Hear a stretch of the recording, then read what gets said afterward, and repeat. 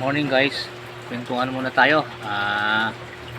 Ito lang ang walang upload eh. Hindi, tsaka tsaka ito na lang naman talaga kaya kong gawin magkwento eh. Wala naman akong ibang ma-upload eh. Hindi naman ako makapagkanta, hindi na ako makapag-gitara. Kala mo may iba pang kayang gawin nino. Hindi, magkipagkwentuhan lang ako sa inyo guys. Ano nyo kasi, na ano ko sa nangyari kanina, yung parang nagtatawa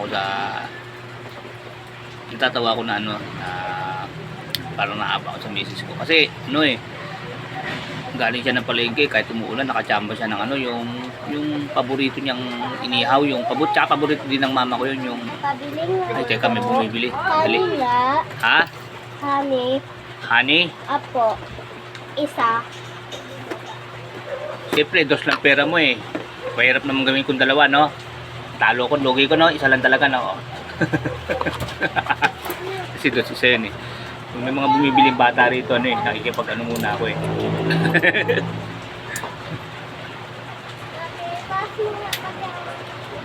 Ganun po. Eh, syempre, pag nagtitinda ka, medyo boring eh. Kaya ang gagawin mo na lang, makikipagkwento ako sa mga bawat bumibili. Ito nga, nagkakatim muna ako eh. Kasi nagluluto pa nga. May balik tayo sa kwento ko. Nakabili siya ng yung isang papakol, mag-iihaw daw siya. Oo, alam ko sasabihin nyo. Alam nyo ba yun mga guys, yung isang papakol? Masarap yun pag iniihaw. Oo, sige, alam ko sasabihin nyo. Sasabihin nyo mga Tagolongo po. Siyempre, alam namin yan. Ang ibig ko kasi sabihin guys, yung mga ibang malay nyo, may ibang makarating tong video ko sa pala rin, yung tayo ni Algo. Kasi pag public, di ba? Pinapublic natin to eh. Yung iba kasing taga ibang lugar, dito sa Zambales at Olongo po, pag sinabi mong papakol, alam na yun, automatic, yun yung masarap na iniihaw na yung kulay itim na na isda na makapal yung kaliskis na nakaganon yung uso nakaganon ano niya, tingnan nyo guys yung kulay itim, yun nakabili siya lagi kami naghahanap nun kanina nakachamba siya kaso nga, ang problema naman nag-uulan ngayon, di ba? Ang hirap magparingas. Sabi ko, naku, malamig ngayon, mahirap magparingas ng uling. Kaya sabi niya, hindi, kaya ko yan, bumili ka ng bagong uling doon. Ayun, pinagtyagaan niya, nakapagparingas din kahit pa paano. Ayun, kaya ang ulam namin ngayon guys, ikwento ko lang yun ang naisip ko i-upload. Yun nga, yung papakol. Hindi ko alam kung alam ng mga taga-ibang basta ang dito sa Olongo po, yun nga, nakakabili ng ganyan dito, yung papakol sa Subic. Yun masarap yung iniihaw. Masarap dun yung yung nasa tiyan niya pag yung niya rito, yung parang itlog niya tsaka yung parang atay niya. Sobrang sarap, yun ang pinag-aagawan pag iniihaw, yung nandito sa tiyan ng Pero kuya daw din kayo mga guys, huwag din kayo basta kakain pag di nyo kabisado Kumbaga ingat din kayo. Kasi siyempre nandun sa laman loob yung mga pwedeng nakakain siya ng pag hindi nyo kabisadong kainin, huwag nyo basta kakainin. Basta sinasabi ko lang kami, kinakain namin yung tinitip ko. Parang makinain niyang mga corals yun nadudurog sa ganito niya, masarap. Isdang bato yun yung papakol. Yung pinaka-atay niya tsaka yung pinaka yung basta yung parang kulay puti na parang kala mo puga. Ang sarap, ang linamnam, sobrang linamnam talaga. Kung sino man ang makatikim nun talagang mag-a-agree sa akin na masarap. Kaya lang siyempre pag hindi kabisado ng tiyan nyo, baka mamaya siyempre baka may laman loob yun, baka may konting toxic yun, di ba? Yung sa kinain niya may pagkakataon na sumakit ang tiyan nyo, baka masisi nyo pa si kuya mo na. Basta yun lang sa amin, kinukwento ko na pag kinakain namin nasasarapan kami Pati muna habang umuulan po mga guys nandito po, ayun nag-iihaw siya. Habang nag-iihaw ako muna nagbabantay sa tindahan. Binibiro ko nga kanina sabi ko, ngayon mo pa naisipang mag-ihaw, ang lamig-lamig, ang hirap magpadingas. Sabi niya, hindi, kaya ko yan. Siyempre kasi masarap tapos maglalaga na lang ng mga talbos, ng kamote, tapos okra, talong. Ako gusto ko ng mga ganong pagkain naman kaya nga lang siyempre mahihirapan siya, kawawa naman kasi malamig kaya nung nagpabili sa akin ng uling na bago, kahit malayo pumunta ako ng applyan, nilakad ko talaga, sinawa din ako sa kanya dahil hirap na hirap siya padingasin yung lumang uling namin kasi lumamig na yun kanina pa siguro mga 30 minutes siguro nakakatatlong tray na siya ng itlog, hindi pa rin nagdidingas. Sino papadingas namin yung tray ng itlog. Pero katsagaan din, ayun, parang nakasalang na yung isda. Papakol, yung basta ganun yung uso yung kulay itim. Ganun. Papakol ang tawag doon. Hindi ko alam kung ano tawag sa ibang lugar. Basta dito kung tawagin yun, papakol. Isdang bato yun, parang yung kalahi ng Mazinganer. Meron pang isang kamukha nun yung Mazinganer naman ang tawag ng mga. Natutunan lang din namin yun paglipat namin dito. Alam nyo guys, nung una nga dito yun pinagbabarukahan lang, pinamimigay para lang makain yun. Alam nyo, para hindi masayang.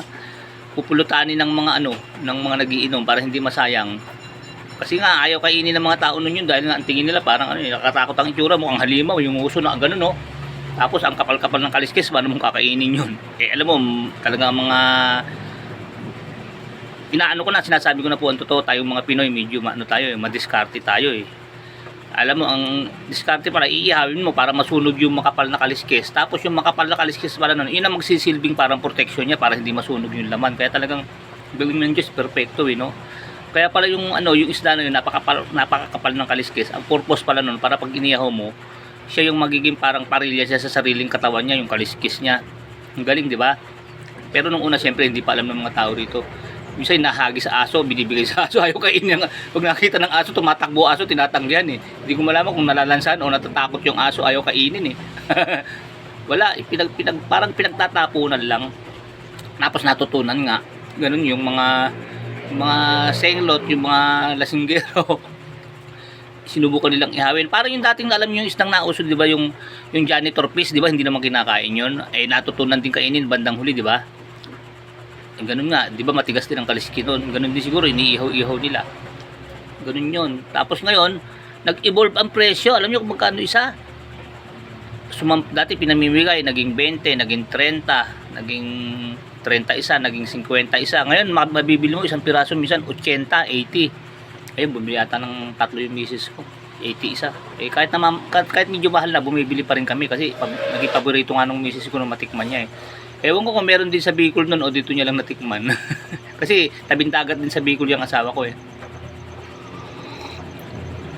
Pero parang hindi ata siya nakakita ng ganyan dun sa Bicol. Parang dito lang ata sa yun sa mga parting yung malalalim talaga na yung mga kasi pagdating diyan sa norte diyan pag diyan sa kabila parang open sea na diyan sa mga parting open sea ata yung mga ganun, yung mga tuna, yung mga isdang bato ng mga ganun.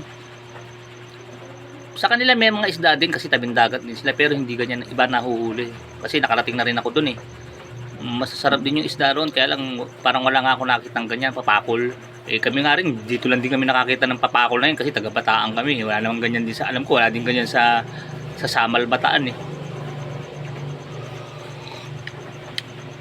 ayun kaya ako nagkakapi-kapi muna sabi ko ikwento ko nga yung ginagawa ng misis ko kaya shoutout na lang sa inyo mga kaibigan ko mga bro, mga friend, mga followers, non-followers ito lang muna po yung mga upload ko kasi di pa makapag-gitara si kuya mo matitigas pa kamay kasi ano po ako na stroke tapos alam niyo na yun kwento ko tapos syempre na-stuck ang kamay medyo ang paggigitara kasi kailangan wala kang tigil sa kaka-practice yan halos araw-araw hihipo ka ng gitara huwag kang titigil alam nang man nagigitara yan matigil ka lang ng 1 linggo sa paggigitara parang ang laki ng pinagkukulang ng daliri mo lalo na pag 3 buwan Yaman, magkano po yung maliit na ebap nyo? Ibap? Apo, maliit lang. Teka.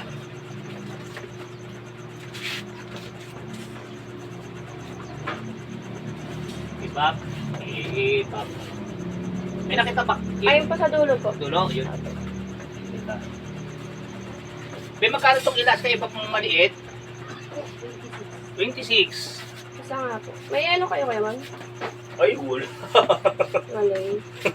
Wala na Bagay yelo. wala ang gagawin. Yelo pa? Taglamig. Pambirat. Parang nag-ano si Madam Baby Mukhang magsusopas ka ata Pang sopas yan Hindi, yung avocado ka mo. Avocado?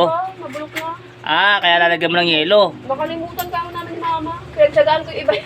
Kala ko naiinit. Piranggot na lang yun Kala ko naiinitan ka pa sa klima Piranggot na lang yun na napakinaba. Sayang, ang sarap pa naman ng avocado. Kaya nga. Sana binigay mo na lang sa akin, hindi mo na si kaso.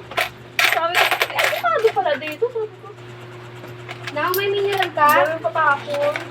Ako nakakain ko ng... May mineral po kayo? Meron. Ako nakakain ko ng puro yun kahit walang asukal. Hindi po malamig. Oh, sige, sige. Magkano yun, Ninong? 15. Isa po. 85 isa. Ay, 85 na pala. Akala ko 80 lang. Grabe na talagang papakol ngayon. Dati pinagbabaro-kahal lang dito yan, nung maliliit pa kayo. Bibigay mo sa aso, tatanggihan pa ng aso dati yan, ayaw ng aso. Hindi na pala. Natatakot ang aso dyan eh.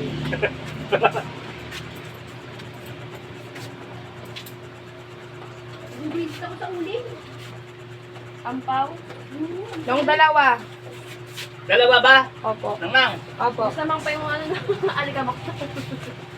Alam mo ba nang? Alam mo ba nang isa sa nakatuklas dyan na pwedeng kainin yan, yung lolo mo. Pag nagiinom sila, iniihaw nila yan eh. Kaya natutunang kainin yan eh. Oh.